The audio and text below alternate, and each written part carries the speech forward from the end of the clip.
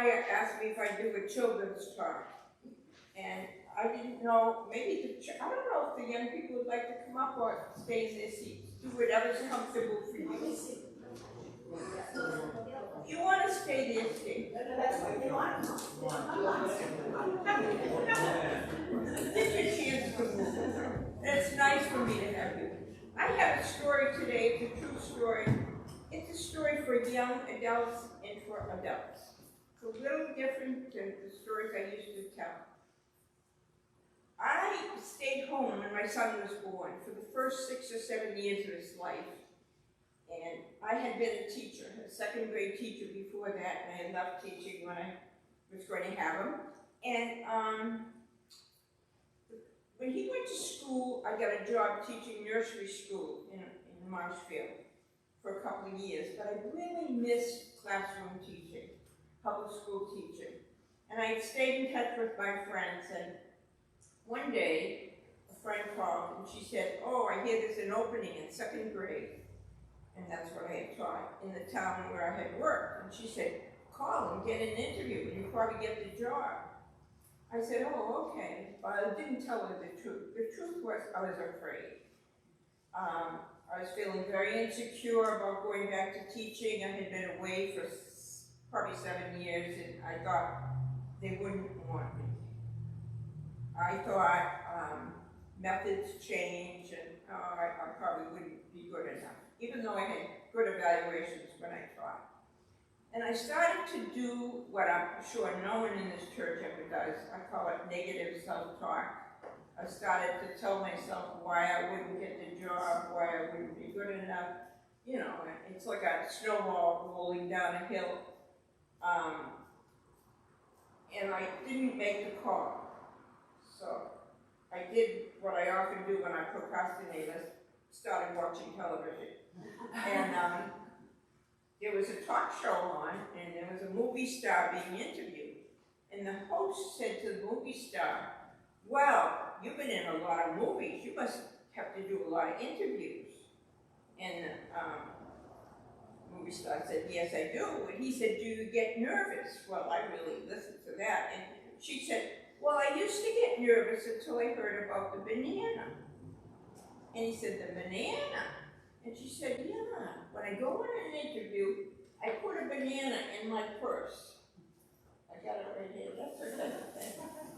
And if I start to get nervous, I just think about the banana and it takes the nerves away. Well, I thought that was the greatest idea.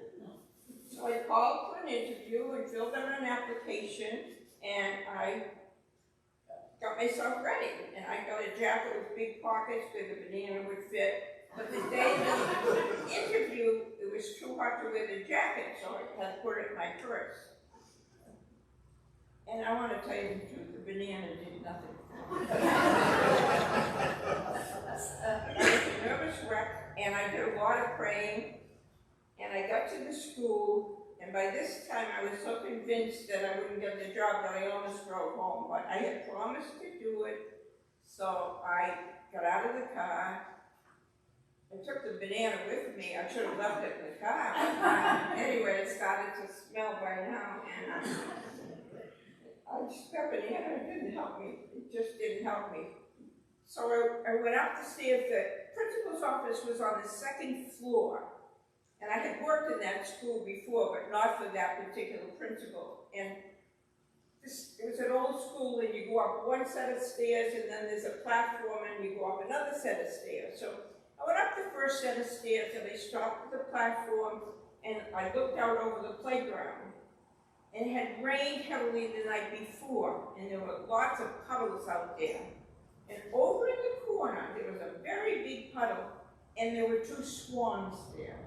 Now, I had never seen a swan in that playground, and I worked there for 10 years after that, and I never saw a swan. There were 2 swans, and when I looked at them, they flapped their wings. They looked just like 2 angels. I just felt so sure that God was with me, that my nerves, they didn't 100% go away, that wouldn't be true, but it was so much better. And I went and I had that interview, with the nicest man in the world. And it would be so nice to say, live happily ever after that I got the job, but I didn't get the job. The principal told me that someone from within the system had applied, and they always give it to someone within the system if they apply first. But he said, I'll send your application to the other principals, and if there's any openings, you'll be called in for an interview. Without the banana, you can be sure of that. So in a couple of weeks, I did get a call. I did end up with a 2/5 position teaching 6th grade, which wasn't my best grade. I didn't do much better with little ones, but I did it for a couple of years, and then I got a 1st grade job. So all things worked out. And I just need to say the moral of the story is if you're going to try out for something, you probably go for tryouts, right? Or if you ever have an interview, don't bother with the banana. Just straight off.